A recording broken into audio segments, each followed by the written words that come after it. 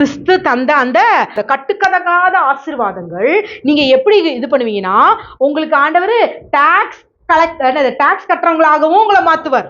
ஆமென். இங்க இருக்க எல்லாரும் இன்கம் டாக்ஸ் கட்டுவீங்க. அதற்கு தான் பேதுருக்கு சொல்லி கொடுத்தாருங்க.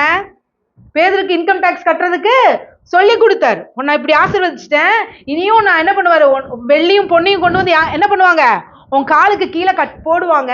அப்ப நீ என்ன பண்ணணும், ஆசாரியனுக்கும் ராயனுடையத ராயனுக்கும் கொடுக்கணும்னு சொல்லிட்டு என்ன பண்றாரு, கற்றுக் கொடுப்பாரு.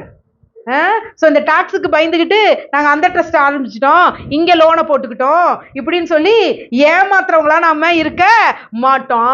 அதுக்கு டக்குன்னு இன்கம் டாக்ஸ் கட்டுவோம். ரிசீவ் பண்றீங்களா? இன்கம் டாக்ஸ் கட்டுவோம், கரெக்டா கட்டுவோம். இப்போ என்ன கவர்மெண்ட் சொன்னாலும் எவ்வளோ ஜிஎஸ்டி போடு, விஎஸ்டி போடு, என்ன வஸ்தி வேணா போடு, நான் கட்டுவேன். ஏன்னா எனக்கு தெரியும், என் அப்பா இருக்கிறாரு.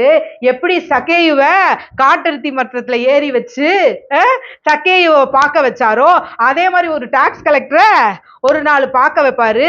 அன்னைக்கு இயேசுவோட போகும்போது சக்கே என்ன சொல்றான், நான் ஆளத்தனையா திருப்பி கொடுத்துறேன்னு சொன்னான் இல்லையா, அதே மாதிரி நான் டாக்ஸ் கொடுத்துக்கிட்டே இருப்பேன். ஒரு நாள் வரும், அதே இன்கம் டாக்ஸ் பில்லை எழுதுறவன் சொல்லுவான், இல்ல நான் என்னெல்லாம் மக்கள்கிட்ட இருந்து வாங்கணும் அத்தனையும் திருப்பி கொடுப்பேன். நாளத்தனையா இல்ல, அது சிலுவைக்கு முன்னாடி சிலுவைக்கு பின்பு 100% I will give it in the name of Jesus. இதை டிக்ளேர் பண்றோம், in the name of Jesus.